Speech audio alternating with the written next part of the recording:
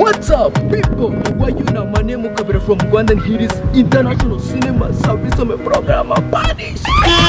Rata Juno Kizigenza mu bintu byo kurya abana ufitemo diplome, masters ndetse na doctor.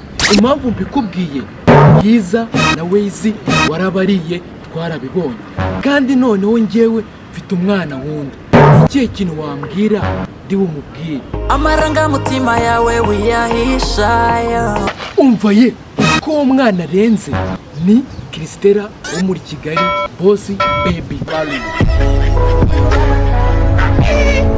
Tezamo please bigaragaze. Okay, naribi reka ngerageza amahirwe yanjye ndebe, ariko mbere yuko ngenda banza unyigisha umutomo ndaza kumutera mu gihe araba arimo araseka. Uwuhe nushaka ifi baguha ikivu. None wa musore we uzi koshya, none se nambwira ngo nagashaka ifi ahubwo ashaka ikivu, kandi reke ikivu si yanjye, urumva ndi bubigenze gute? Noneho kandi nari no kumujyana kuri Nyabarongo amurobera ingona, none leta yamfunga. Wikomeza kunyoshya reka nkureke nigende. Rata Kenny Sol, Juno Kizigenza maranyoshya ngo nkure biriya bintu. Wowe niyihe nama wangira cyangwa ni ikihe kintu namubwira tuba turi kumwe? Uranzi neza ndi umufana weruye. None se ibintu by'ubufana wowe ubizanye gute? Birimo birancanga ibyanyu. Rata Melody, turabizi wasohoye indirimbo nziza cyane z'urukundo zakoze no ku mitima y'abakobwa.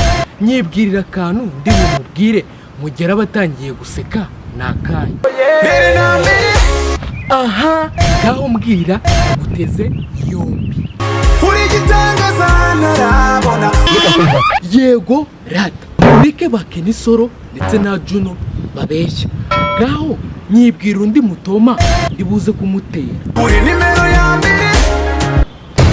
Cyakoze urarenze, uri igitangaza, reka mureke nigende.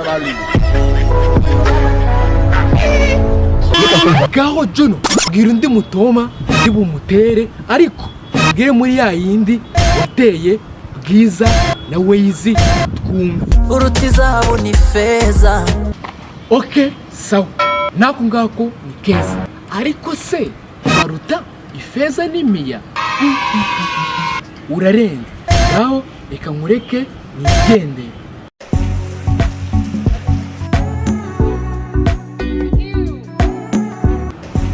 Hola my people. So guys, mwakoze kureba ino video challenge ndi munza cyane bita igitangaza. Juno Kizigenza ari kumwe na Kenny Sol na Bruce Melody aka Igitangaza Taiwan.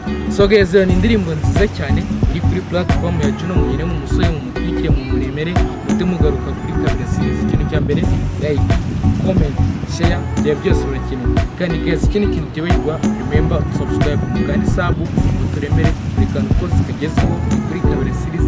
Challenge za mbere, lyrics za mbere kuri Kabera series. Challenge na utaha turi kumwe. Ciao ciao.